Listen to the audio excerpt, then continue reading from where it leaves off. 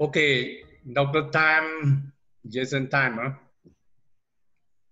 is no stranger to some of us, maybe a stranger to quite a lot.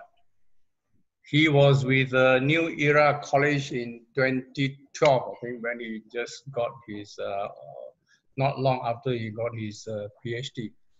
Now, he came through the fast track, the PhD track, from BAs convert to masters and convert straight away to PhD, and he got his PhD at a very young age, when most people are still struggling. So he joined us, and he joined the Department of Media Studies for, unfortunately, for only a year, because he knows that the pond is too small for this growing fish. So he was looking for a bigger pond, you see.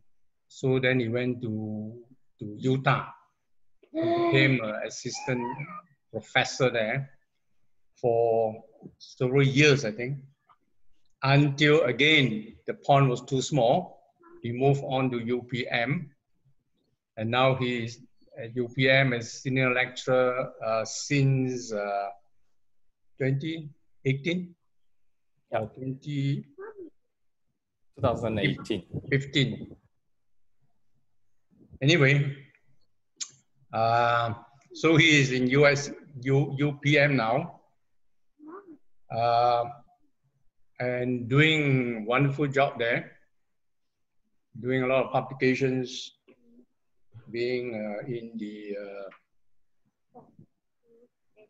board of reviewer of some international and local journals,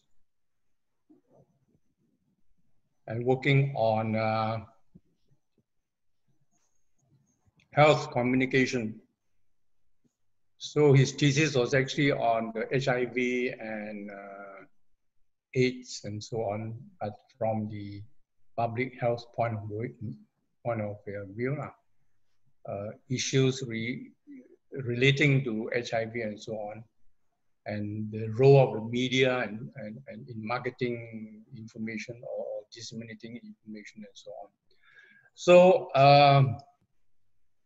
today we are very lucky to have him to share his experience with us.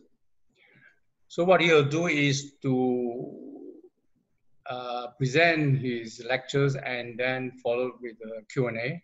But at the same time, he says that he would welcome questions or comments from the audience during his lecture. So this seminar. This seminar will be from what, 3 to 5, and so we'll start now, and we'll give the chair to Jason. So Jason, it's all yours. Right. Thank you. Thank you. Thank you, Dr. Voon, and good afternoon to everyone. Thank you for joining this sharing session. I consider this, and if you look at the poster, it shows online teaching public lecture. So I do not want to treat this session as a public lecture. I do not want to give you lecture like how you have been experiencing, right, since movement control order. And I noticed that this public lecture is not just focusing on teachers mainly, but also I see the email was also sent to students. So I can see a few students' accounts, joining this Zoom. Today's topic is about breaking through the psychological barriers of online learning. It can be also breaking through the psychological barrier of online teaching. So, and the medium of instruction is English, but if any of you, beloved participants, if you find that to a certain extent or certain terms that you want me to translate in Chinese, actually I can speak good Chinese actually. So if you really want me to translate it, just let me know. So I do not want to make today's session so rigid. I really want to make it more, we have more engagement, so I can engage with you.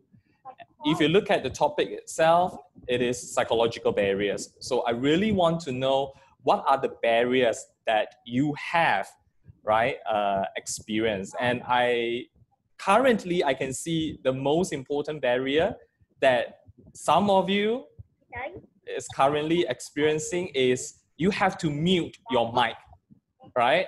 I really seek your cooperation, all the participation, all the participants to mute your microphone so that we won't we won't hear any background noise from you.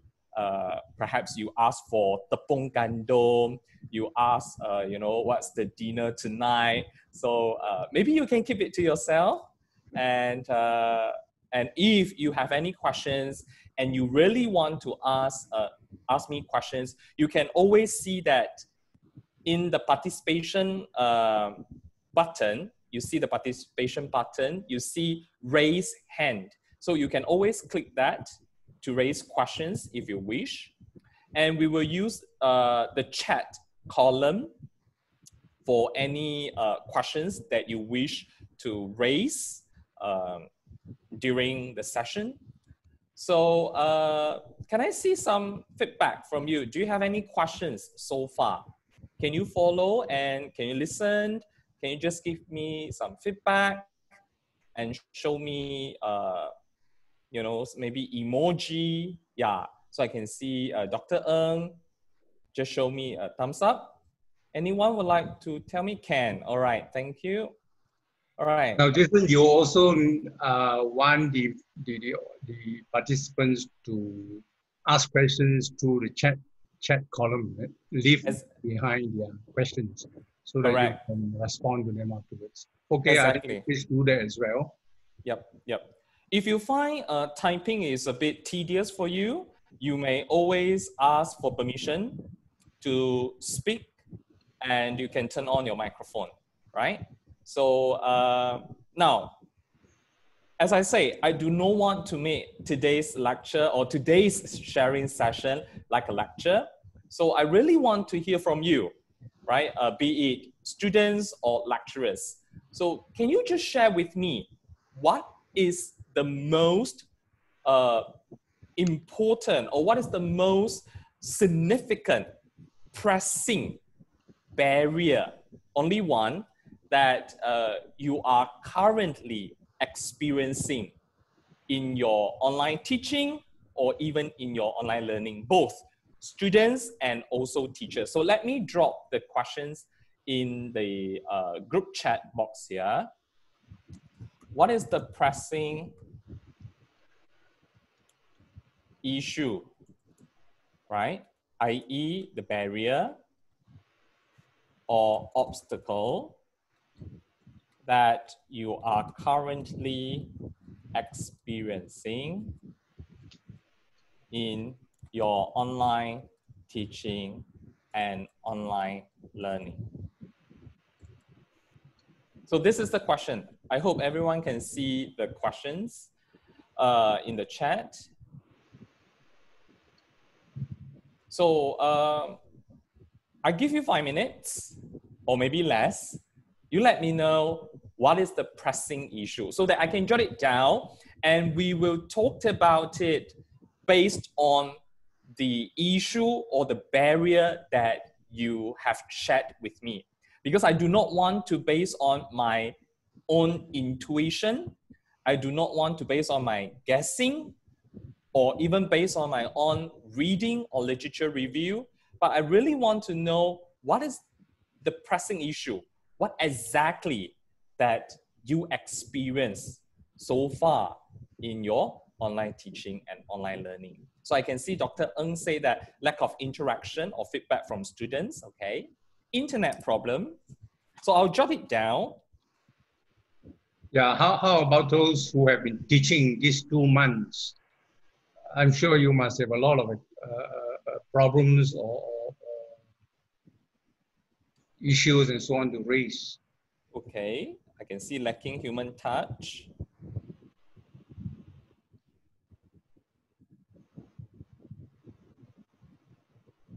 Okay, student feedback. I'm teaching Mandarin. By the way, I'm teaching Mandarin.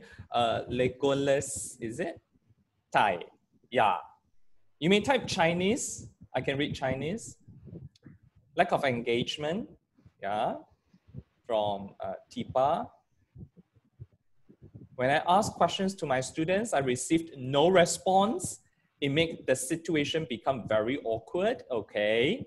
Thank you. Elka. Thank you. I believe there will be more. It's good for e-learning, but can't touch. And if student no open, okay. Okay. Okay, great.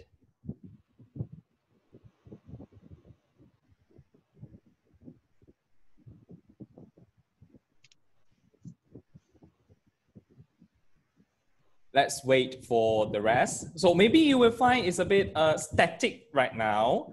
So no talking from us, but I'm waiting for response. I'm sure some are still typing.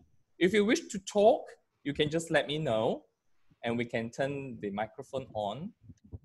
It is awkward to speak in front of the computer. That's true, right? You have to talk to the screen, right? You're not talking to students physically, okay? So this is the barrier. Penny? I think, Jason, there must also be good good points in online teaching. I mean, I don't know whether we only look at all the problems, but I'm sure there are, good points, advantages and so on that members can also raise, you see. So taking classroom teaching. Yeah, taking Professor Woon's consideration and suggestion, maybe you also would like to share some positive side, right, of online teaching and online learning. But today's lecture, I really want to base on problem-based learning.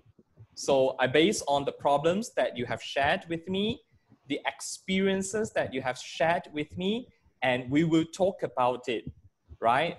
Based on the sharing that every one of us, right, have made here. And also for your information that my expertise is not in pedagogy. My expertise is not in educational psychology, educational counseling, or even educational technology.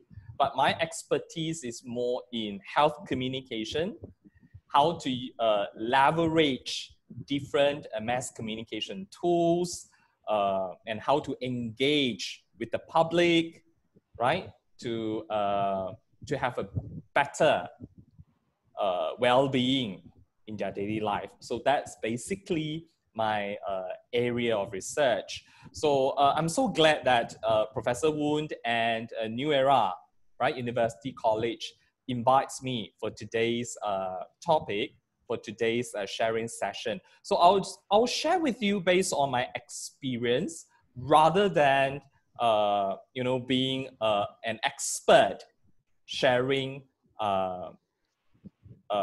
the expertise with you. So I hope today's session you can take some notes, right, home. You can take away some notes home and you can use it, right, in your coming online teaching as well as online learning. So I can see students no show okay. I can see also I'm not teaching, but I think it's quite difficult to learn online for those subjects that needed a lot of practices. Okay, I'll share with you. Okay, I think time's up.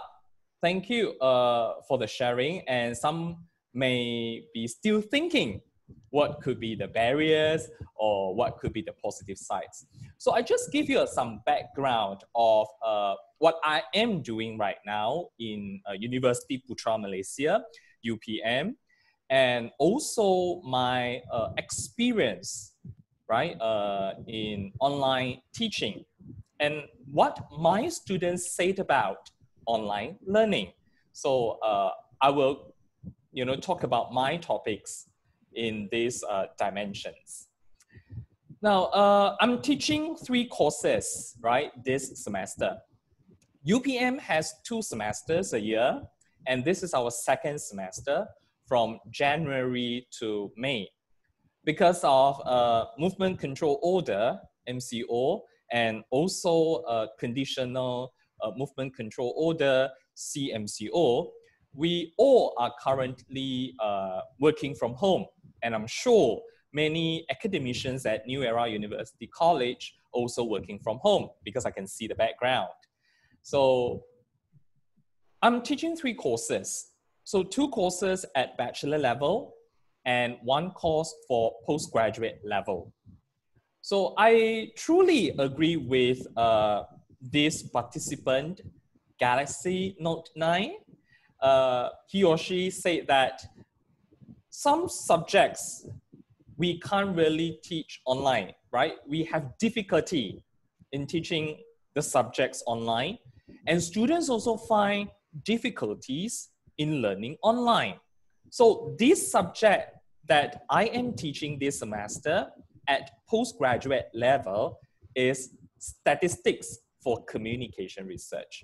Now, when everyone here, when you hear the word statistics, of course, you will just take a step back, and because it involves a lot of calculations, it involves equations, and for communication research, it also involves software, which is SPSS. So I really have to teach students calculations. I have to teach students software as well, SPSS. So how I deal with it, right? And of course, if any of you, I also see Dr. Charanjit from Utah say that new students might not aware of the hidden stress while learning online. Not all now know how to download. Okay. All right. I will also talk about it. Thank you for the sharing. So I may want to share screen. Can I do that? Okay. Thank you so much. All right, so I would like to share with you this coverage, just a recent news coverage that I was interviewed by. And I'm not so sure it is here. It is about no, I can't share here. No, never mind. It is about story. It's about an interview by Singchiu Daily about how I conducted online teaching before MCO. UPM has been conducting, right? All academicians in UPM, we have been conducting online teaching even before MCO. And in UPM, we have this platform called Putra Blast. And I'm sure in New Era, you have ELP. Am I right? ELP, yes. And you can also you can upload your lecture notes onto ELP. And you also can have tests via ELP. So I'm not going to talk about how you can navigate ELP. Some lecturers from other institutions, you also have other platform. The platform that I know from Utah is you have also e-learning platform, right? You can also use it for online test. So we have been conducting online teaching before MCO. And the responses that I got from students mixed. But majority of them, they find teaching online, learning online, have a lot of fun. Yeah, have a lot of fun. Of course, from academician's perspective, you need to spend a lot of time in preparing materials. So that's, I would say, the most difficult part that you have to deal with. You can't really teach like how you teach in the classroom traditionally. You even you should not read slides when you teach online, right? When you teach online. So this is a big no-no when you teach online and when you read the slides. Because when you read the slides, students really do not want to, listen to you. So this is what I find I learned from online teaching. So I use different software, okay? I use different softwares. I use Google Meet. I do not use Zoom. I used Zoom once, right? But I stopped using Zoom because of some privacy issue, because of some security issue. And I find Google Meet is more user-friendly compared to other software.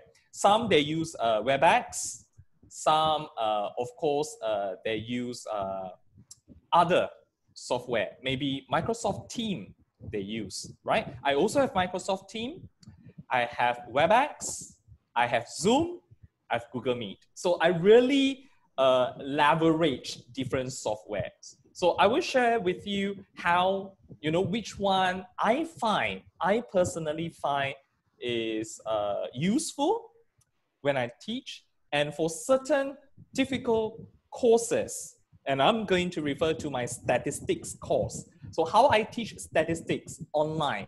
And I can tell you that my students can follow, and they are postgraduate students, right? So of course, certain topics I will teach a bit harder compared to bachelor students.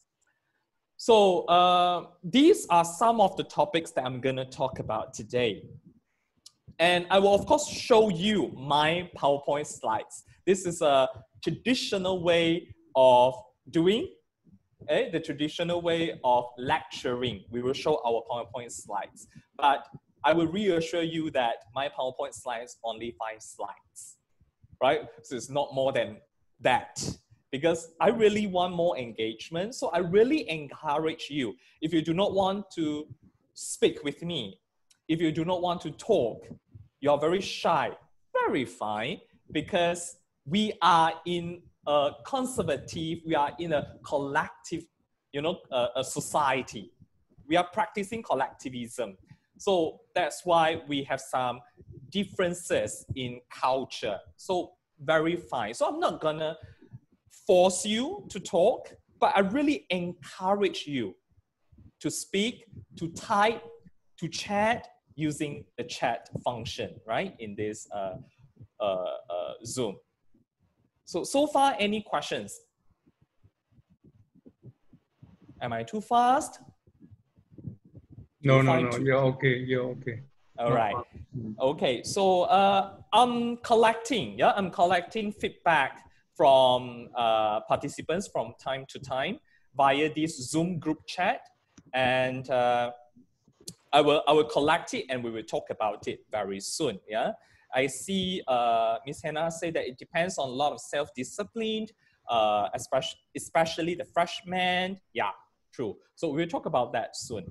So let's talk about this online teaching a little bit. Yeah. Now, online education has become increasingly popular since movement control order took effect on 18 March 2020.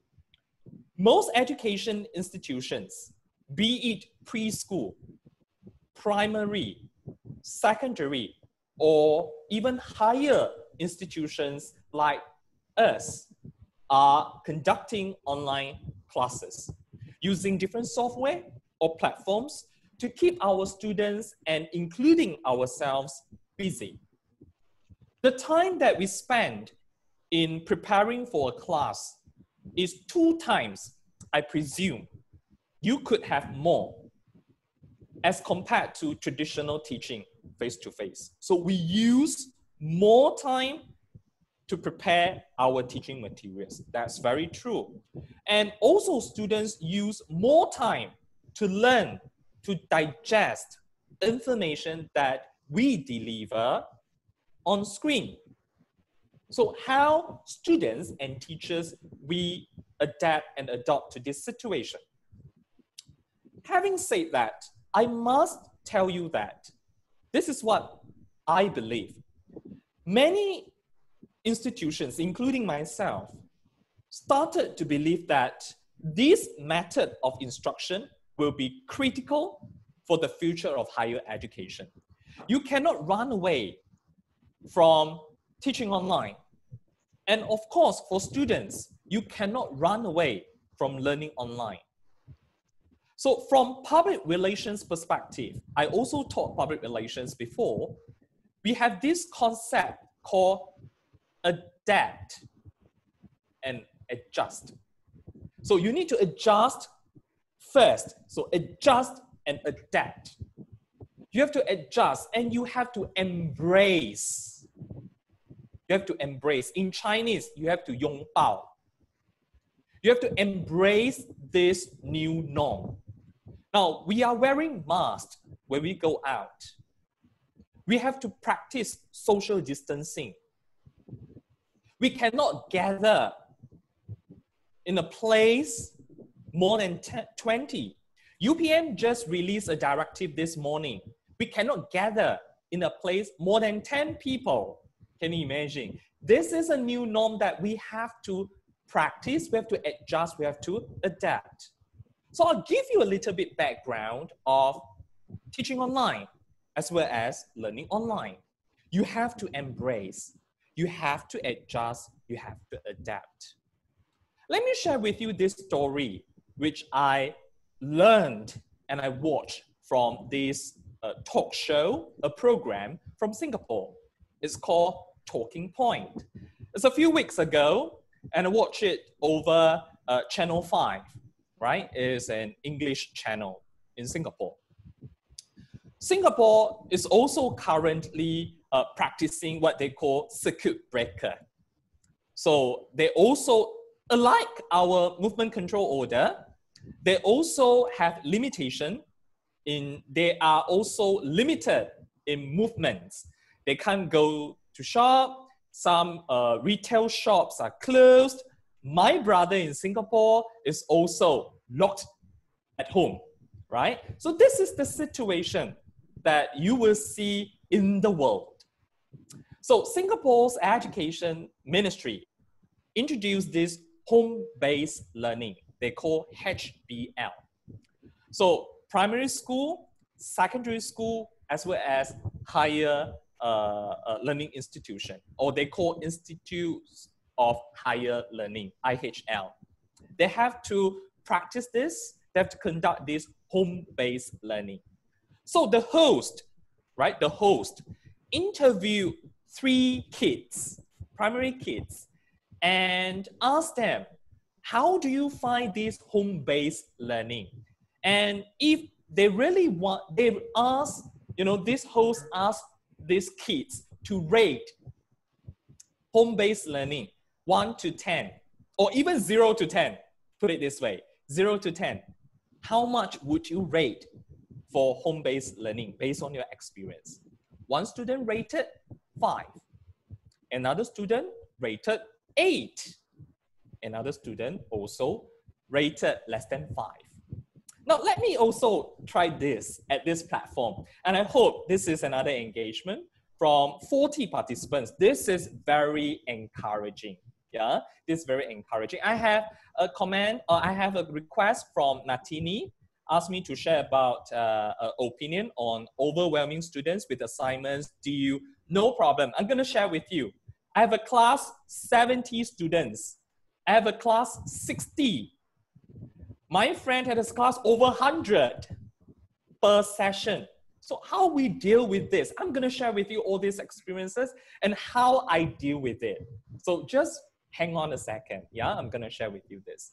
So let's go back to this story that I shared with you from Talking Point, home-based learning. So if I really want you to rate, right, I really need your participation via this chat box. If I want you to rate 0 to 10, right, ratio scale, tell me, how would you rate this online teaching and online learning for students, right, based on your experience? Let me know how you rate it, yeah?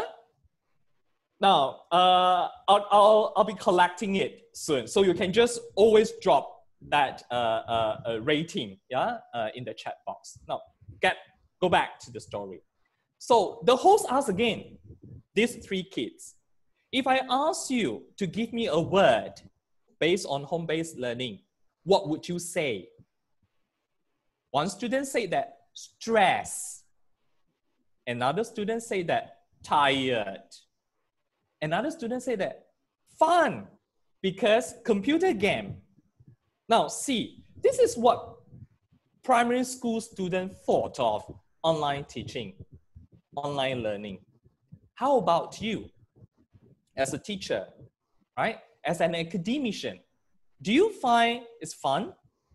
Do you find stress? Do you find tired? Let me share with you my own experience. To be honest with you, my feelings are mixed. I find it fun because I really make a joke, right? For your information, I really make a joke on my Facebook. I said I am an influencer. You know, I'm a YouTuber now. I really, share this with my family members because I really talk, to my friends on screen. I really use microphone. I'm like a celebrity, right? I dress differently. I have a cap. I also find different background. You see, this is my background. I'm in living hall. Now, when I teach, I'm in my study, another background, green color. So I will really make a joke to keep my student alert and to keep them awake. So this is how I did when I do my online teaching. So if you ask me how I feel, number one, of course, I feel teaching online is fun. It's also very stressed. Why? Because my institution requires us to keep all the records. When we teach online, we have to screenshot it. And I also recorded my teaching, right? In the form of video. And I watched that video. You will find syok sendiri. Yes, we have to do that. Because from there, I see what I can improve from my teaching styles, what I can improve from my methods when I watch back my own video. I also find it's very tired because I really need to prepare a lot. And I do not know how you feel. Maybe you can tell me. Before this, I didn't have a lot of materials at home. I asked for permission to go back to campus and to grab all the materials that I need, especially statistics, because I'm teaching statistics. I need the documents, right? I need to engage with them. So this is what I feel. So I really agree with how the kids feel in Singapore about home-based learning. The same applies in Malaysia. This is how I feel. So first and foremost, let's look at what are the barriers that we really face. Now, I collected some of your points, and I also will share my screen in minutes. Interaction, exactly, I agree with you. Out of 41, exclude myself, 40, and exclude Dr. Voon, all right, 39. We have 39 participants at this platform. Only 10 out of 39 responded to my question, to rate. This is the situation that we face. We can't force them, but I acknowledge this lack of interaction. But I do not say that I give up. I will still find ways to improve this interaction and also engagement. Okay? Maybe to some of you find me as a stranger because you do not know what you want to ask. It's fine. So we will talk about that very soon later. So first problem, right? I will address your problems first, then I will show you my screen. The second problem is about internet problem. Oh my gosh, right? Tell me about it. You really have to find, this one I can't help you, you have to complain to Maxis, you have to complain to DG, right? So you really have to find your own way to solve this internet problem, okay? But so far, I do not have this problem because I have quite a good internet speed at home. Now, the third problem that I can see here from you is lacking human touch. This is true, right? So how do you want to solve it? We'll talk about it. Cannot observe students' face. Correct. We can't see their face. And of course, I will also turn off my webcam when I present my screen because I find it very awkward, right? And I see myself. This is Asians. I see this is Asian, and more than Southeast Asian, you know, we are Southeast Asian people. We are very shy, yeah, introvert. This is what I find. Talking to the screen. I'm currently talking to the screen, but I'll make sure that I present what I should present. Confidence is important. This is what I feel, right? So you really have to make sure that you have a certain level of confidence so that students then will listen to you. If you are a bit hesitant, I think students will also they will also question about the trust in you. All right, so let's look at my PowerPoint slides here. So I really need to share my screen, but I can't, is it? Because there's no screen share. I can't share my screen. There's no button for me to share screen. Yes. I can't share my screen. There's no function for me to share screen. 不可以啊，小白。I think because okay, because 可以，I set you, I try to set you as a admin, yeah. Okay. You are host. Thank you so much. Yeah, I can see it. Sorry, okay, sorry. so no problem, no worries. Okay, so this is my screen. All right. Yeah, I should have introduced myself earlier, but Dr. Voon already introduced me. So once again, ladies and gentlemen, my name is Tham Jensen. Very fun. Yeah, you will see. This is how I do it. I do not confine myself in my presentation because this is live, so I can always go back to how I want to present it, as long as you can follow. So far, I have not, I would say, I have not received any comments from the ground saying that you can't follow, so thank God. So if you have any questions, feel free, yeah, to always drop me messages in the chat box telling me how you feel and what you expect from me, yeah? So this is the topic, as you can see, the breaking through the psychological barrier. So yeah, just keep it short. So we do not want to have this a lot. Now, announcement of teaching online. This is so true. When the university asks you, right, and asks every one of us, look, you have to teach online. This is the face that you really wanted to give to the management. Yeah, seriously? You really want us to teach online? You even do not prepare us in the technique. You even do not tell us how to deal with it, how to navigate the technology. And I also do not know how to download documents, how to share documents. Are you going to ask me to use YouTube myself? Yes, to be honest with you. This is the real world. I also learned myself online. I also learned myself via YouTube. But I really have to thank to my institution because the institution, UPM, prepared all of us with some techniques, even before MCO. We have sessions. Yeah, I'm sure coming, new era, because this is so sudden.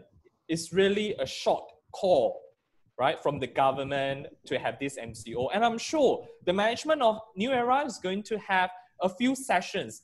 This is really a good session because New Era invited me to talk about this is how New Era sees the importance of teaching online and to to care about your feeling. So that's why New Era invited me to prepare you, right, in teaching online. So this is really the facial expression that we really want to share with the management. Now, the issues that affect quality of online education, there are many, right? I just would like to point a few here. First and foremost is communication, right? How you communicate with the students is crucial. And most of the time, I would say 90% of the quality of online education based on your communication. So how you communicate with your students, do you have any static? Do you communicate with your student with a lot of unnecessary words or pause, such as so student also will find very annoyed when they listen to your presentation. So communication skills. The second critical issue of quality of online education is about technology. I received this comment from the ground, the internet problem. And if you are using a very outdated laptop, I'm sorry to tell you that you're gonna face another phase of problems, because the technology is not compatible to the current technology, the current software. So you really have to think about, do you want to upgrade your technology? Yeah, so we will talk about that. It's about technology. Time management, yes. It's not just you as an academician, you have to manage your time as well, but also students, they have to learn how to manage their time. Class at 9, they can't wake up because they also work from home, but they will sleep until 11 a.m., 12 p.m., right? So again, it's self-discipline, like what Ms. Hannah said. Pedagogy. As I say, my background is not in pedagogy. My background is not in educational psychology, educational technology. So I can't really tell you the techniques of pedagogy, but I will share with you my experience in teaching online, right? And also, last but not least, is about assessment. All academicians are worried about, when I teach online, how should I assess them? What types of methods I could use to assess my students' performance? I could use to assess my students' understanding. So I'm going to share with you all this throughout this session. So far, any questions from the ground? Any questions from the ground? If you have, I'm going to collect your questions later. You can always drop in the chat box. Now, these are the problems that I have identified. And you may agree with me. If you do not agree with me, let me know. But based on what you posted in the chat box, I already foresee, right? These could be the problems. Now, first, let's look at, we need to also know what are the problems from learners and then ourselves. I always have the sense, I always believe that we must know the problems first. Once we know the problems, then we can come up with resolutions. We are able to come up with solutions. So let's look at what are the problems from different perspectives. From learners, we see they have expectations on us. They want instant feedback on their assignments. And this is very, very true. This morning, I received a message via WhatsApp, and it's a bachelor student.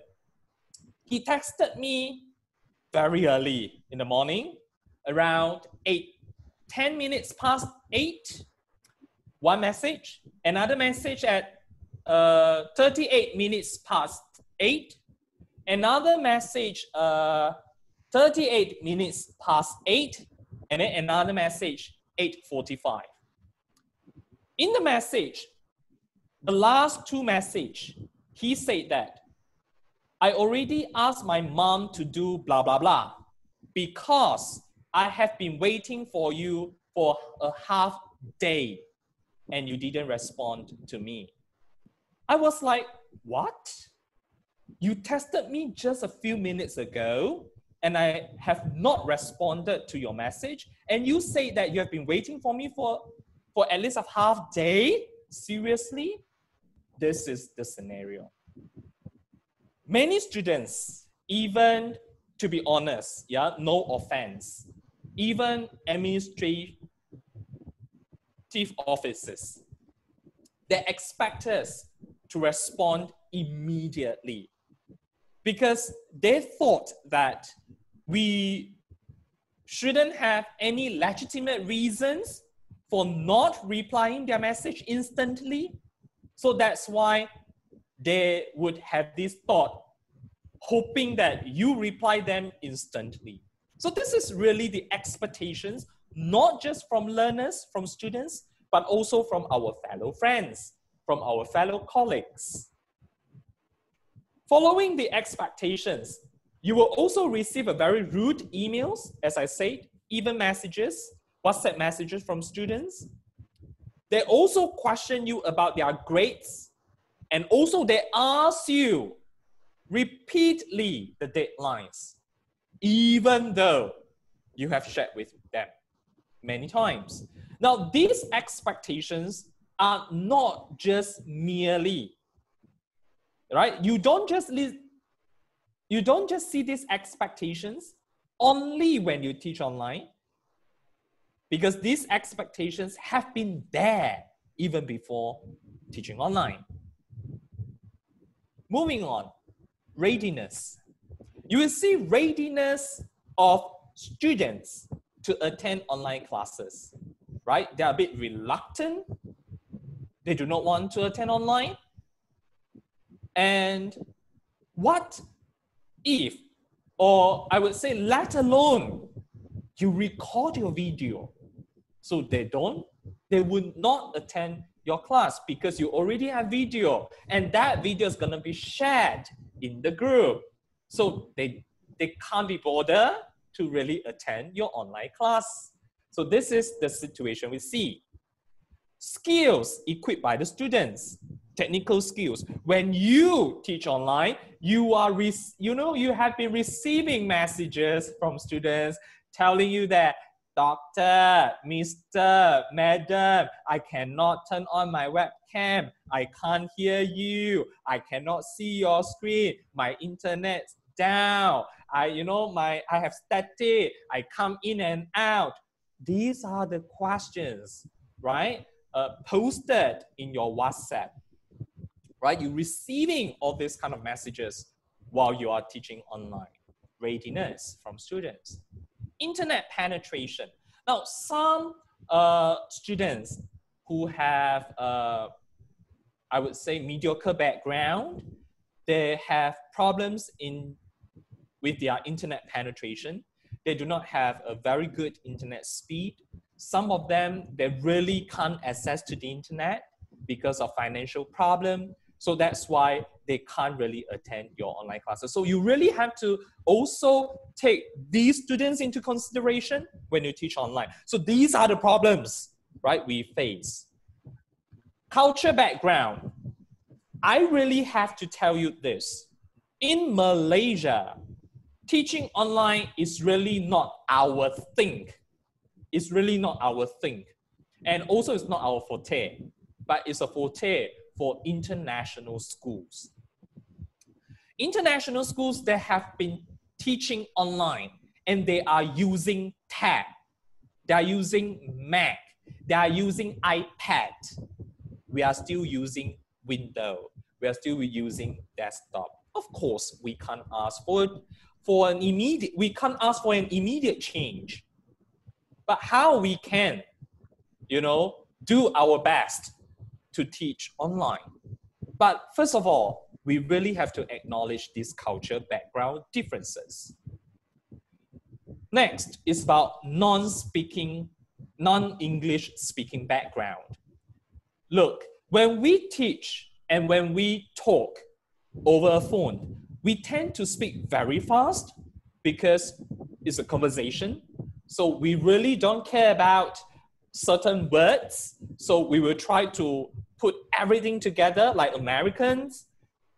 But when you teach online, you really have to be clear, you know, in your pronunciation, in your intonation, all this. So non-English speaking background. So I usually speak slow in my teaching. I do not rush. This is how I do when I teach online, right? I have the control over the time. So this is how I do it. Time management skills. So students that do not know, even before MCO, even before teaching online, they also come in late, right, to the classroom, to lecture hall. So I would say the readiness is there. Some of the problems are there even before online teaching. Participation and engagement, this is very true. Some, they are listening. Some, they are reading your slide. Some, they are observing. When you ask questions, some they do not respond because they are observing, right? Others, what do they respond first? Because they do not want to be seen stupid. So that's why they are very careful. What not, they are dealing with you as a lecturer. When they type, they have to be very careful about their grammar use. They have to be very careful about the syntax, you know, the structure of the sentences. So I would say these are the concerns, right, raised among the learners, among the students. If you find these are not true from students or even from lecturers, you may always drop me in the chat box later. Now let's look at the instructors. Am I too fast? Am I too fast? Let me see what are the chats here. Am I too fast? Do you need, okay, no, okay. No. Thank you. So you can follow, yeah? Thank you so much. Thank you. All right, so let's continue.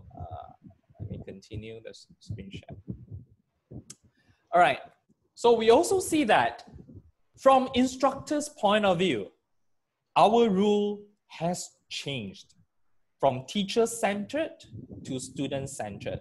Now, you really have to take this seriously because this is not just for online teaching, but this is also introduced by MQA, right? Malaysian Qualification Agency.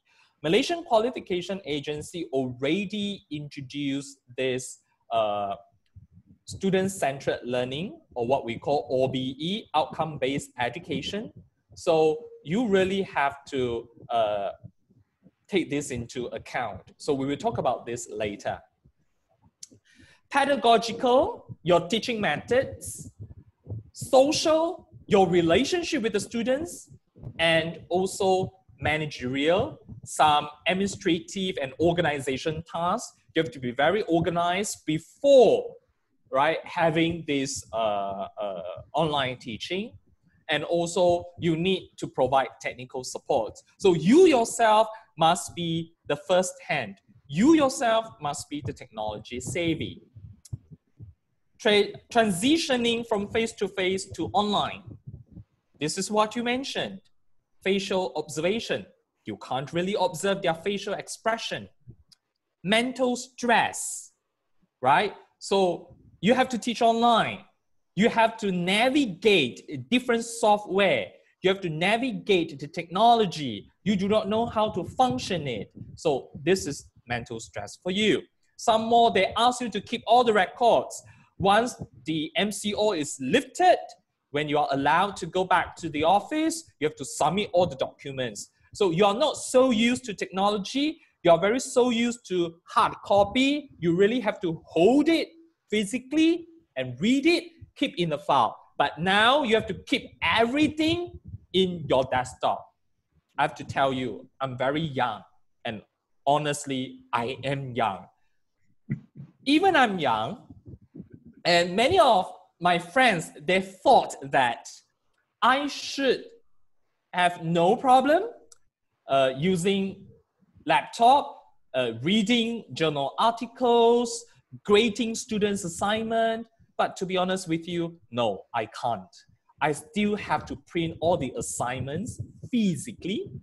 I have to print my journal articles physically because I enjoy using pens, pencil, scratching on the papers, and also put on my notes, comments. But now I have to switch it to another way. I have to grade assignment on screen, because if not, I have to, buy a lot of toners. I have to buy a lot of ink to print the papers, and I also have to buy a lot of papers too. So this is what you have to adjust and adapt to. If you're like me, we need this physical hard copy in hand. You really have to change it slowly, I would say. Communication barriers, language barriers, I touch on, and communication via various technology modes. Yeah, definitely. Some of you not so used to use screen and use microphone to talk to students. Some of you are so comfortable and so used to typing, because for you, you are able to express easily, and the word choice that you use in typing in conversations much more easier to express. This is how you feel. Communication barriers. Lack of interest in online courses, exactly. Fear of the unknown, inability or uncertainty to connect with students within the online environment. This is how you feel. You also lack of interest, right? You also reluctant. Next is about instructor preparation programs. These would be at the top management level, at school level, at a higher level. It's a top-down process. Instructor preparation programs is a top-down process. So you really can't do much, but you can request the institution, the school to provide some training programs. This is one sharing session. It's one that will keep you alert about online teaching and how you can move on, right, throughout this process. Time management, as I said, we use 2 times more or even more than 2 times, right, to prepare teaching materials and the teaching styles. So you can't really teach, you can't really read, your slides. You really have to present, I would say, lively, interestingly, and sometimes funny, right? You really have to make yourself fun in front of the students, right? I know some of you will say this is ridiculous, right? It doesn't make sense to you, right? But I find when you do this and you do it sincerely, students will find another angle of you, right? And they are really looking forward to your class, and they are ready. Once you share the link, I would like to share with you my experience. When I share link to students, I immediately receive their invites, their requests to ask to get in. And I can have full attendance, 60 students, 70 students, 35 students for postgraduates. So this is how you prepare. The contents must be there. So we already have problems identifications. We already identified the problems. So we will talk about the solutions. So before we move on to the next session, I would like to hear from the ground. Do you find these problems are valid to you, or would you like to add more? Or maybe you would like to have maybe 5 minutes break, toilet break. So just let me know. I think no need, Jason. You can go ahead, because they can always take off 5 minutes on their own. Okay, thank you. Doctor, you are telling you are really young. How young are you? I'm 33 this year. They don't believe you. Yeah, I'm 33 this year. Yeah, I'm 1987. Yeah. I got my PhD at 26. So Yeah, I mean, all of you believe him. He is really young and very talented. yeah, Dr. Woon saw my CV, Dr. Woon saw my IC when I submitted my job application many years ago. I couldn't really remember what year it is, but yes, I'm very young. Okay, now we continue. Thank you. Thank you, Dr. Woon, for telling me that I can continue. All right, so I'll share with you some resolutions. Yeah, this is what you're looking for. Number one, I will tell you the resolutions collectively. I would not go to each point in detail and based on each point and then come up with this resolution. Rather, I will give you a big theme, yeah, big theme, 一个主题, and then we'll tell you what is the resolution here. Now, first is the mindset. Why I say mindset? So I will always go here and there to really let you see what is the problem here when I show you the solution, so what was the problem, right, that I talked about earlier. So first of all, mindset. Why I say mindset? Because of this one. These two. 1, 2, 3, right? Mindset. The reason being that MQA has introduced this outcome-based education, OBE, many years ago. And when I was in Utah and I was the head of program for master's program, I handled many MQA documents. And also I dealt with a lot of MQA documents like COPA, COPIA, so all this, right?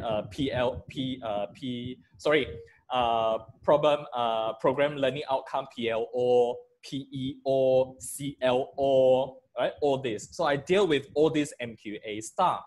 So this OBE education has been introduced by MQA many years. And what is OBE, outcome-based education? The main idea or the essence of OBE is student-centered learning. This one, student-centered learning. You have to always tell yourself that you are not a lecturer, but you are a facilitator. This is what I always tell my students, even at bachelor level. Postgraduate level, I tell them many times, I'm a facilitator, and my job is not just to teach you, but my job is to inspire you, right? Not to fall in love in the subject, but to know why you need to learn this subject. So this is our role. We have to tell our students at the very beginning. They need to see the outcomes, especially the linkage to their career. This is what you really, I believe. I do not want to, enforce this mindset on you. And please correct me if I use this, very often. You should, you must. I learned this, we shouldn't put this word on somebody or an individual, especially at this occasion, at this event, at this session. I also shouldn't use the word should, but I would encourage you to really change your mindset from being a teacher-centered to student-centered. So how you can do that, right? Easy said and done. So what to do? You really have to know the learning outcomes of the course. So when you do online teaching, you have to let your students know what is the purpose, what they can take away from today's lesson. You can come up with your own words. You don't really have to follow the NQA documents. Some of you, I know you don't like it. And some of you, I know the documents is actually, the documents have been polished, have been framed in such, I know. So you can use your own words to let your students know what they can take away from today's lesson. I told you earlier, you can take away from this lesson is about my experience that I have gone through in my own institution. I have told you that I am not an expert. This is my disclaimer I made many times at today's session, right? And I also told you that my style is to address the problems that you have experienced so far.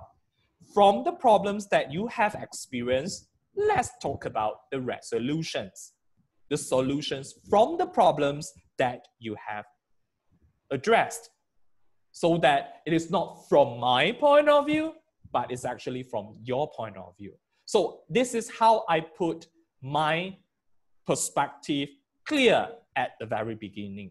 You are first, I'm second. So I am a facilitator. So this is the mindset you really have to play with, right? I would say. This is, to refer to the first one, the role that you need to play. The second thing about mindset, still mindset, all right, is teaching online. As I said, you cannot argue. There is no room for you to argue, right? Neither I. So this has been a scenario. This is the status quo. This is the status quo that every one of us have to embrace. You like it or not, you really have to teach online. So without having a positive mindset, or what we call without having a positive mindset, you are unable to give positive vibes to your colleagues. We need encouragement, ladies and gentlemen. I'm not talking to lecturers, but I'm also talking to students. If currently I have students in front of me, I really have to tell both audience groups that you really have to set a positive mindset in your mind, because we need encouragement. We need support from our colleagues. So if you have practicing, spreading negative vibes to your colleagues about teaching online, I really advise you to stop it, because this is not good for you. I don't want to talk about others, but this is not good for you. Because when you have these negative thoughts in you, you really can't move on. Who will be affected the most? Not the students. Believe me, you are the one who will be affected the most. Psychologically, mentally, physically, you will burn down. Trust me, because we are at home. We are working from home, right? What not? Or I would say, let alone, if you are staying alone, you do not want these negative vibes, negative mindset, staying in your sweet home. You do not want that. So please get rid of this negative mindsets about, I have to teach online, come on tomorrow, or you must be kidding me. Stop having this mindset. But think about, okay, I have to teach online. Look, what I must do so that I can minimize, right, my negative mindset. I can minimize my guilty if I'm not doing well in teaching online. So I have to tell you that it's very stressful when you teach online. I woke up There was a day I woke up at 4. No, I woke up at 3:30. I don't know why. I woke up at 3:30 because the next day I had a statistic class. And that statistic class, I had to teach them Z-score calculation. And to be honest with you, I have to show them the table, the distribution table, the statistic table on screen. I have to teach them how to read the table on screen. I have to teach them the equation on screen. I have to give them exercise on screen. I used to giving them exercises in class physically, and I will go round physically, go next to them and give them a shock. This is how I do usually. Give them a shock and see whether they answer correctly or not. But now I can't. So I was stressed. So I woke up at 3:30. What I did, I prepared my lecture notes. I prepared my lecture notes at 3:30 in the morning, and I didn't go back to sleep after that. Wait until my class at 9 a.m. and I finished my class at 12:30. Postgraduate class, 3 hours. Imagine 3 hours statistics, and I'm staring screen. 35 of them, and they are all adults. And I have to tell you, they all are older than me. So this is also very challenging to me as a young researcher, as a young academician. So mindset is very important, right? So positive mindset. So you have to embrace, once again, I really use the word embrace. You have to 拥抱. Students as well, you have to 拥抱, right? You have to embrace this new norm, 新常态, okay? So my apology because I use translation, but I know this is the culture. So I will suit the culture, okay? So this is about mindset. So I covered lack of interest. So how to solve it? Number one, mindset. Role. How can I switch it from teacher-centered to student-centered? Mindset. It's about mindset first, right? Transitioning from face-to-face to online. Mental stress, facial observation, mindset. You need to acknowledge, right? The beauty. You need to acknowledge the limitations, the downside of teaching online. When you acknowledge, then you will know how to adjust and adapt to that situation. All right, this is the first resolution. Any questions from the ground? We are not talking about resolutions, so of course we need engagement. Because after these resolutions, we will go for Q&A, then we finish the session. Oh, I have another 45 minutes. I think Jason, you go ahead first and then wait till the Q&A. Okay, no problem. Noted. So I will just continue till the end. Now the second, when it comes to this, expectations, instant feedback, right? Appear rude. Some students will say that I cannot download my notes. I can't access to the internet. I don't know where I can get the documents, doctor. Where can I sign my attendance? They will give you all these questions. Then you're so stressed, right? You're so stressed and you're not technicians. You do not know how to solve it. Then perhaps you will burn out and then you scold students. We are human beings, I know. So how to solve it? Course rules and policy. I have been practicing this even when I was in New Era College. And my course rule and policy, I have a handbook for 15 pages up to 18 pages. That is my handbook. And I tell my students, when you see the handbook, use as if you see me. All the questions that you want to ask, all the answers to the questions that you want to raise are in the handbook. So trust me, yes, time consuming, but it will only, you just need 2 to 3 hours to prepare that document, and you can reuse the document for coming semesters. So no harm to give it a try, to prepare course rules or policies, to prepare the document. This is how I feel. Plus, work ethics of work from home, right? Now, work ethics of working from home, there's a typo there, sorry. Work ethics of working from home.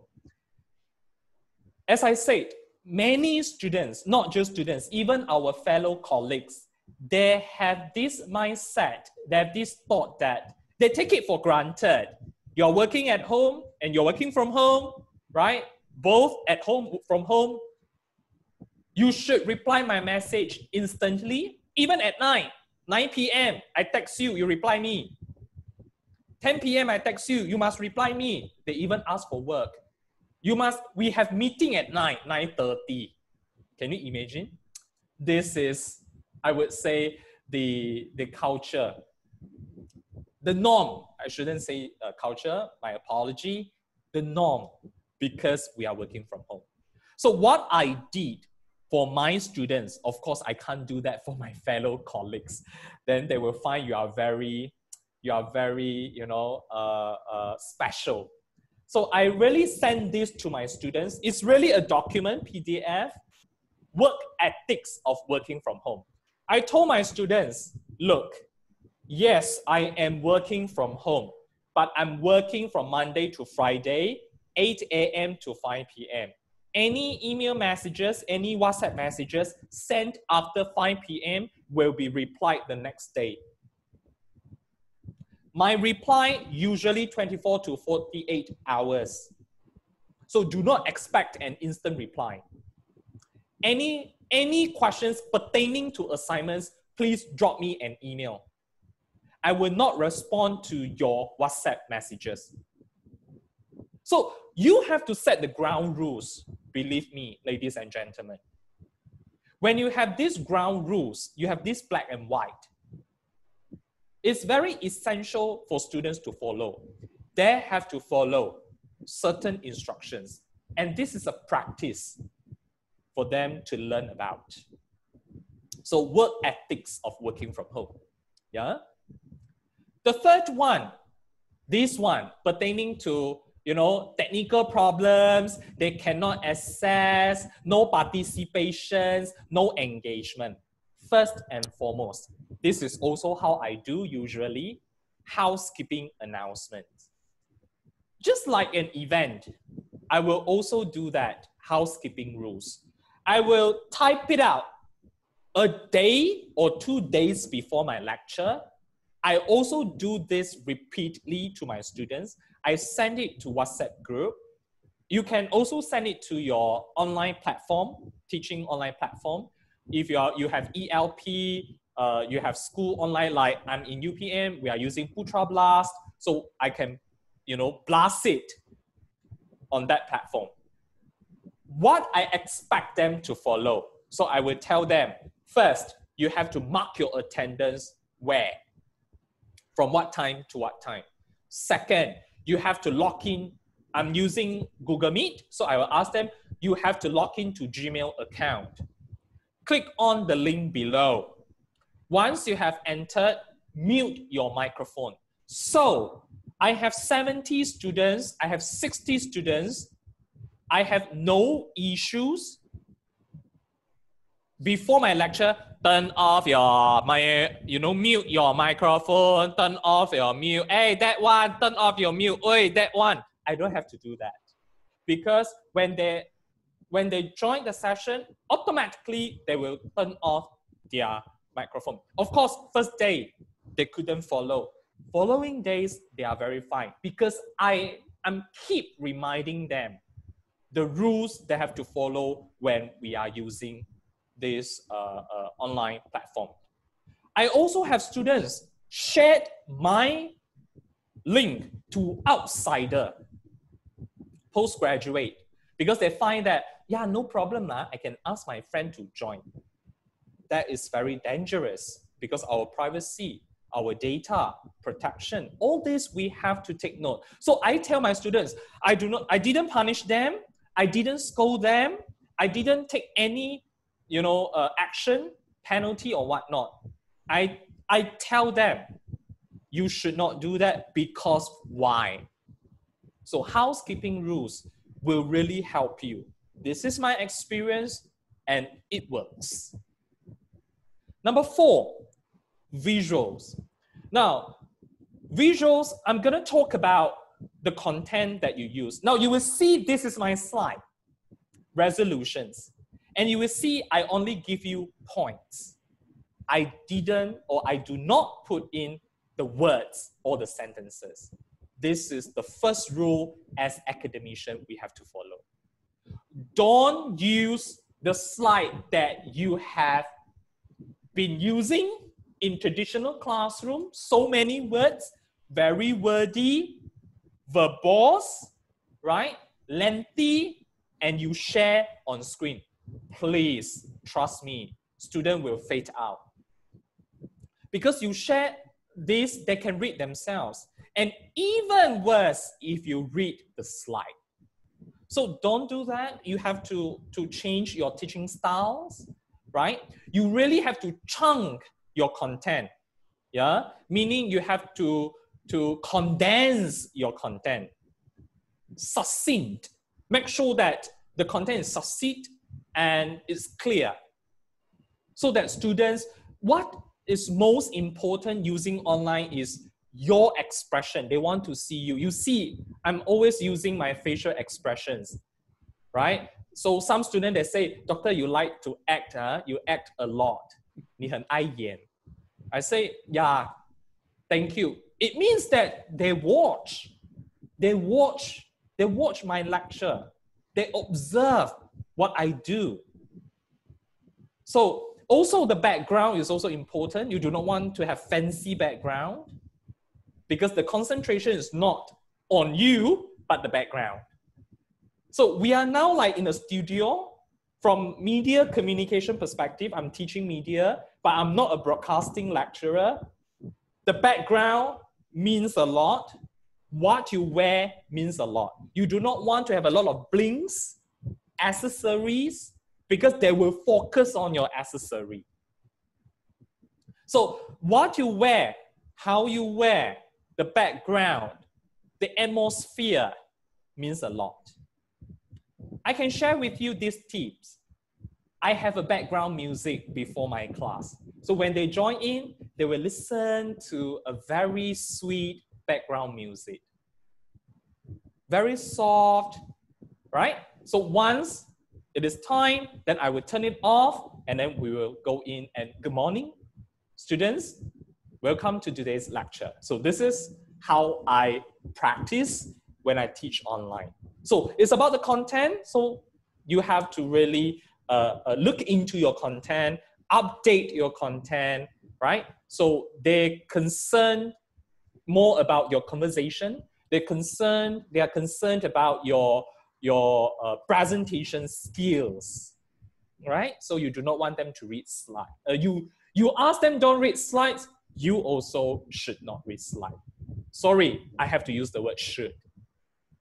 Number 5, whiteboards. Oh, to be honest with you, this is not easy. Let me show you this video, right? Please allow me to show you this video to talk about whiteboards and also chat. Let me show you this, tangible example. This is a tangible example that I would like to share with you. Just hang on a second. Okay, this is my video. So I'm gonna share the screen. Okay. Okay, you can see it, huh? Okay, this is the screen.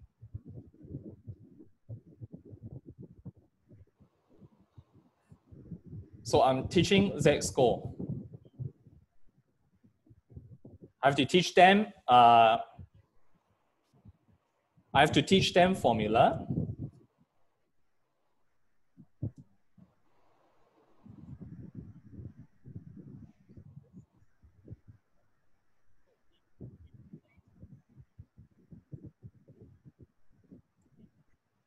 So I have to show them table right on screen.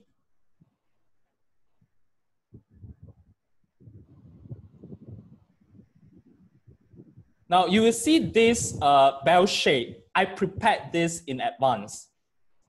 And then I have to share this. How I share this? I turn my screen down and project this to my student and explain to them. So the lecture was recorded, and I also snap a photo and share on WhatsApp group. I have to do that so that they can, you know, use different gadgets, different screens in one time. So this is how I do it.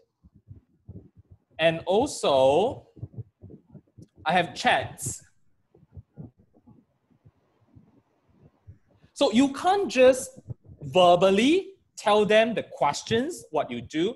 You sometimes have to make use of the chat, right? Because it can be downloaded, it will be recorded, all the chats will be recorded, and I share the chats with my students so they can follow and tally with my lecture. So this is how I do this for my statistics class.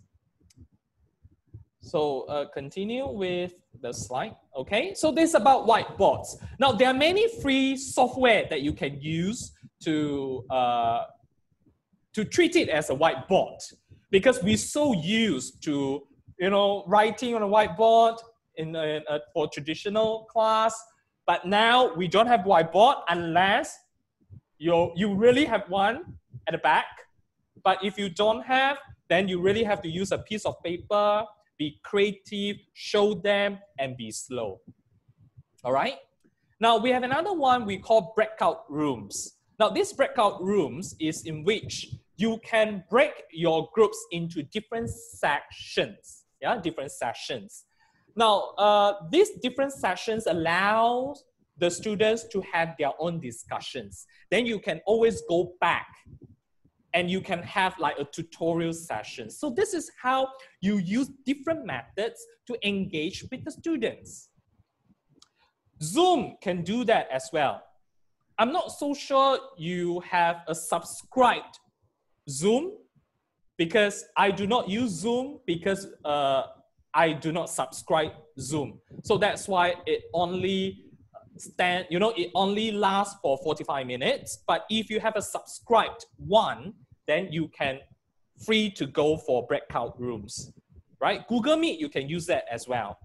So this is how you can use different technologies to help you to have engagement, because we talk about engagement, right? This is what you also told me, lack of engagement. So how to increase their engagement? Your content, number one. Chat room, number two. Breakout rooms, number three. Number four is audio discussion. So I have students, ask me over laptop, they ask me using microphone. So this is what we call audio discussion, no problem. But you must set the housekeeping rules. Polling. This is also another activity that you can do to enhance your engagement. So you can set, a few questions using Google Forms. If you're using Google Meet, then they can always answer there. This is what we call pollings. And you can use emoji like what Dr. Ng just now showed. I asked any questions, Dr. Ng pressed thumbs up. I did that. I told my student, I say, students, do you have any questions? If you do not have questions, can you show me thumbs up? So they all show me thumbs up. So they enjoy. Why? Because they're used to it. For Facebook, they click likes. They click all kinds of emojis. So make use of these emojis in your online teaching. So they will find it very interesting. Then you know whether they engage with you or not. So these are some of the resolutions that I have tested in my online teaching. I also find useful in my online teaching, but it could be different. Or you can also come out with other resolutions which you find comfortable for yourself. So this is what I believe you can do. And I hope these are some of the things that you can, I can see love, right? Someone share me the emoji. Thank you so much. Yeah, I have the participation. I have the engagement now. So even just one, no problem. We appreciate that. The second day, perhaps you can have 3 students, 4 students, right? We need to give them time because this is really a new norm. They are still observing, trust me. They are still see how they can do about it. They do not know how to share with you, right? Especially students when they have problems. So we give them time, yeah, to go along this process. So thank you very much, yeah, ladies and gentlemen. Thank you very much, students, lecturers, for paying your attention, for giving your support for today's sharing session. Now I'll give it back to Dr. Voon or Prof. Voon. Yeah, thanks a lot, Jason. This 1.5 hours, you really have this young man has really showed a lot of insights, shared a lot of insights in online teaching to all of us. So this is new, and I think most of the members, participants are older than you. So me especially. Anyway, I don't find it that difficult. Of course, I don't teach. I mean, I've been we've been attending meetings, Zoom meetings, and so on. I find it okay and very flexible and very convenient as well. So I do hope that, like teaching, it would be just like holding a meeting, and I hope the students as well as staff will also get used to it. But in our case, I don't know whether our lecturers they possess other methods of other methods like Google's Meet, is it, and then Microsoft Teams. There's sort of variety of approaches. I think they all use Zoom because the college subscribes for them. I don't know about UKM, US, I mean UPM, or whether the WASD, provides you with the free Zoom facilities or not. But anyway, so Jason has covered a lot of ground for all of us to deliberate upon, and also to learn from him. He's really, I should say, as far as I'm concerned, very extensive experience and practical insights and so on. So I would open the floor to the participants, and you can please present your questions to Jason. Okay, who is next? Dr. Ranjit Kaur, you want to ask a question? Or who wants to come up with any particular question? You don't really have to type. You can ask, audio discussion, no worries. Including in Mandarin, huh? Yeah, no problem. Yeah, but you will answer in English, huh? Yeah, I can answer both. Yeah, because we have non-speaking, non-Chinese speaking. No problem, noted. Okay, we have less than half an hour, 25 minutes left. Hello. Hi. Yeah, please. Good afternoon, everyone. Hi, Dr. Jason. Sharon here. Hi. Okay, since your field is more on the medical communication, right? Health communication, right? So as we know, like yesterday also I attended a webinar that they speak about the teachers' mental health, because not all teachers are ready, because I'm not looking at the university lecturers also, but also secondary, primary, you know, this kind of people. But what about the student mental health? As we know that not all are ready to adopt these new norms of learning online. So since you have experience teaching in IPTA, we all in IPTS, you know, perhaps you can share with us that what about the student mental health? Because that also a concern of myself as a lecturer who handling bigger classes sometimes. So like face-to-face class, we can see their expression, whether they want to learn, you know, they shy away. But online, we don't really see that. I just want to know your opinion. Thank you. Thank you. Thank you, Dr. Charanjit Kaur. This is a very valid and a very good question. Thank you for raising this. Let me share this with you. Yeah, my experience. Maybe some of you do not believe. Yeah, I'm a young lecturer, but I'm a very firm and a very strict lecturer to my students. Very, very strict, very, very firm. You can check with my students. Yeah, they will give you the same answers. But when it comes to online teaching, I have to tone my personality, my rule. You know, I have to tone it down. I have to give them much room to ask questions, because I take note of their mental stress. I know they are stressed, they are worried. This is a true experience that I encountered last week when I teach statistics for postgraduate students, adults, and she's a PhD student. I taught that subject, I taught Z calculation, and I had all the steps shown. That student couldn't follow. She dropped me the message in the chat and she said, "Oh gosh, doctor, I can't follow at all. I don't understand."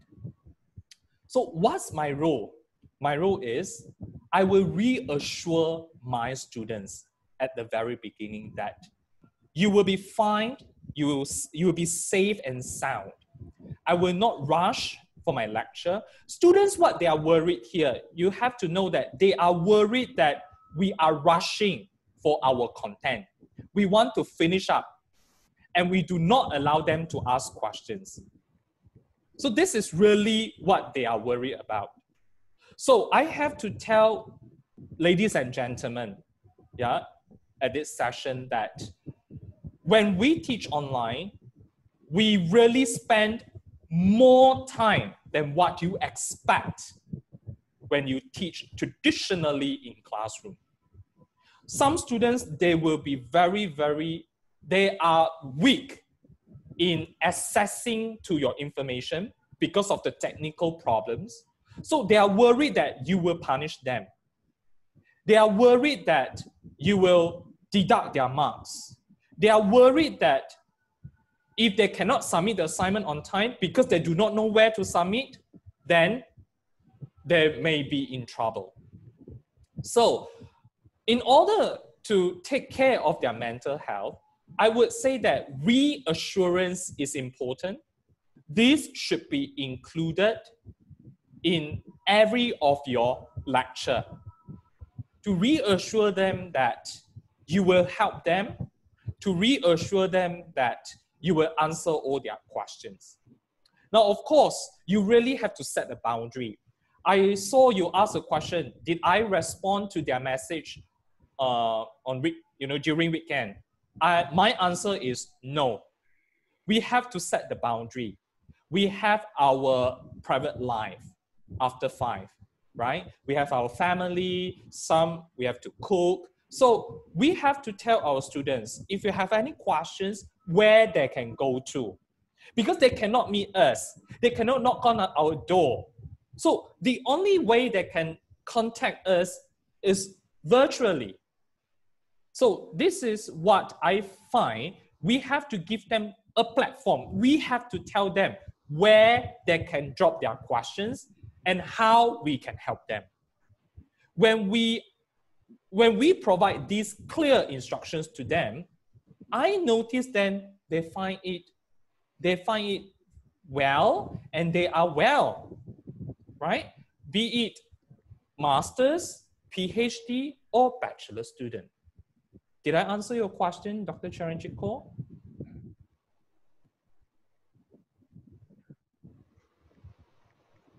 Okay. Yes, Dr. Tham. Thank you so much. Thank you. So other questions? Yeah, we have other questions from Ivy Chong. Online teaching takes twice or more time to teach. So how can we complete our syllabus for the semester? Now, the best thing about, to address Ivy Chong's question, I myself find that the best about teaching in university is we can adjust our content. Please bear in mind that we are in a very critical situation. Every one of us, ourselves as a lecturer, students, they are adjusting to this new norm. We cannot really rush for all the topics that we really want to cover. We really have to tone it down, and we select the most important topics to be covered for this particular semester. We really have to give some leeway. We have to be flexible a bit in our content design. Some lecturers may say that, well, come on, I can't take this, right? I really have to finish all the topics because blah, blah, blah. You can have a list of reasons to tell me, and I'm not going to argue with you, definitely, because that is your forte, that is your expertise, that is your area. But if you ask me how I deal with it, I really will look into my content. My point is not to finish my content. Once your point is to finish your content at the stipulated time, you are teacher-centered. My point is student-centered. So what my students can take away from my lecture based on the topic that I teach on that particular day or on that particular session. Not the whole content 14 weeks. I will select my topics, right? So I do not want to rush. I always tell my students, I do not want to rush. I will go very slow. I want to make sure that you understand. Ask me questions from time to time. I really ask my questions to give questions, if they have any, in the middle of my, not every, maybe 50 minutes, 20 minutes. So that's why you see, I'm so used to it. So until Dr. Voon say that, never mind, Jensen, you can continue. We can have Q&A session later. This is how I ensure my students are engaged with me. Sometimes I will call their name. For example, Jack, are you there? Jack, I would like to ask you this. So I will wait for Jack to respond, to confirm whether that student is there or not. Or I will ask students to turn their webcam on so that I can see them clearly. So again, it's your your housekeeping rules that you made before the class begins. So I hope I answer your question, Ivy Chong. Okay, thanks a lot. Are there other issues? We'll make use of the time running out. You have here today a very experienced, insightful sort of lecture from Jason. Yeah, hello, Prof. Voon. Yeah. May we have a group photo? And everyone please we open can even the take video. photos, huh? Yeah. Also can through the Zoom platform, yeah. Yeah, why not? Yeah, we invite everyone to open your video and we can have a group photo. How do we do that? So what do we have to click?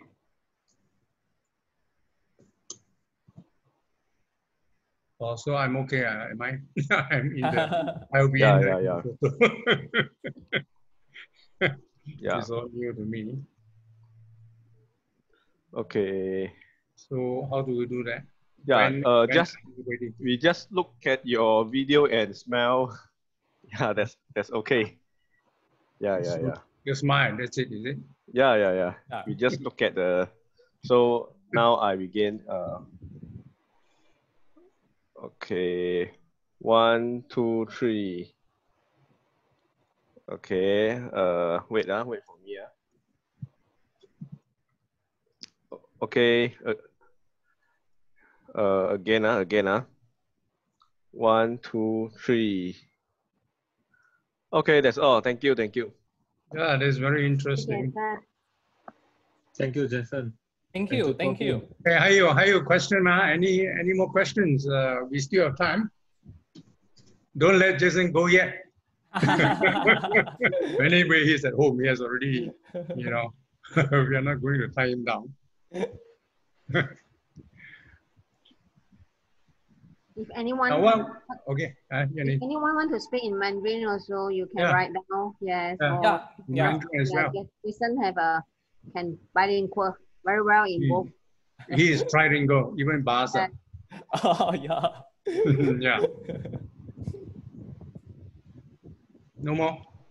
Actually, I want to comment on the talk about your trilingual proficiency. Now, your background, secondary school background, not an international school. What sort of background in your secondary school? Oh, my secondary school background? Yeah, I'm graduated from Sekolah Menengah Kebangsaan Sultan Ibrahim Kulai. That so is it's a Kebangsaan. national type, is it? It's yes, not national Chinese type. No, it's a national type. When you were primary school. Primary school in Chinese, yes. Okay. SJKC. So I was thinking, your background is exactly the same as many of our colleagues and people of your age. But how come your English is so good and most of others are not? I mean, I also wondering. This is something that strikes me. I mean, you're young and you share the same educational background as most others, but then you are a class above others in English. I mean, don't talk about Bahasa lah, English. But of course, maybe your Chinese is not so good as the others, but then you see your advantage is but you do write in Chinese, don't you? Yes, I can write in Chinese, I can read in Chinese, yeah. But you see, you have that tremendous advantage. I mean, coming from, your secondary was Malay school, wasn't it? Malay medium. Yeah. So your contact with the English language should be the same as everyone else. Yep. Not in the English school. Yep. But then you have sort of broken out, from that barrier, a language barrier, to go into the English language circle with a lot of confidence and proficiency. So this is something I hope the others can learn from you. I mean, how come Jason can do it, the others can't, with the same background, So you want me I mean, to share? I'm not saying that. I'm not saying that the others. I mean, just want to bring out this point. I mean, your background and the others are exactly the same, But how come? I mean, your English is at a different level. So I hope this is food for thought for people of your generation. Because it's not impossible to have the sort of English that you have, you see. Maybe Jason can share with us. Yeah. Thank you, Prof. Voon, and thank you, Dr. Ng. I don't have fantastic tips to share with. I'm also come from a non-English speaking background or family. So how I learned, I do not read storybooks. What I read a lot is journal articles.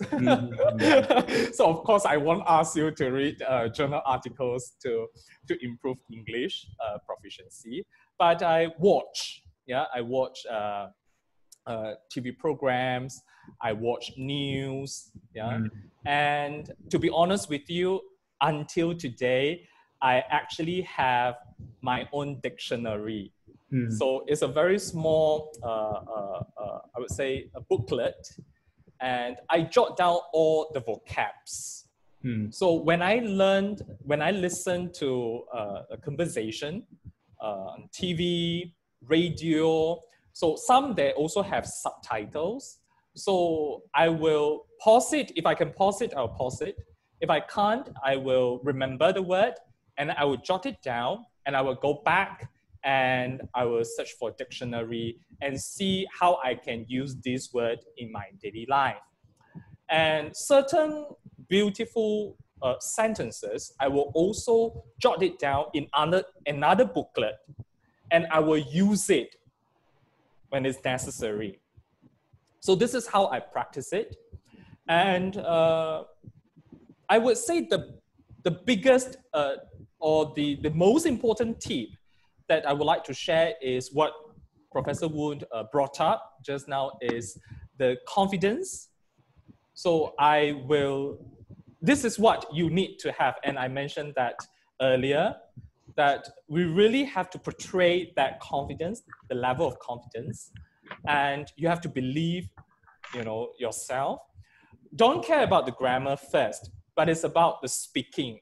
You first have to speak. If you do not want to speak, no one can help you, right? And I know how it is difficult. When you speak, someone will really laugh at you, right?